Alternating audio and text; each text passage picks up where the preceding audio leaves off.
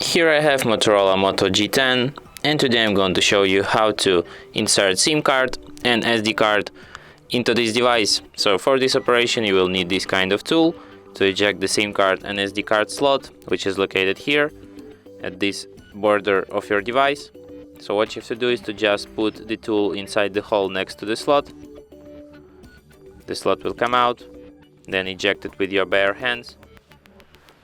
And here you have to put your SD card and right next to it your SIM card, and then just put it back into your device just like this.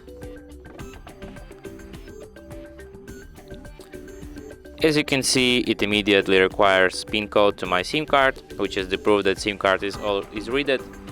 Let's enter my PIN code, and as you can see there's also notification SD card found, which is the proof that SD card is also readed. And that's it. Thanks for watching. If you find this tutorial useful, don't forget to hit that like button and subscribe to our channel.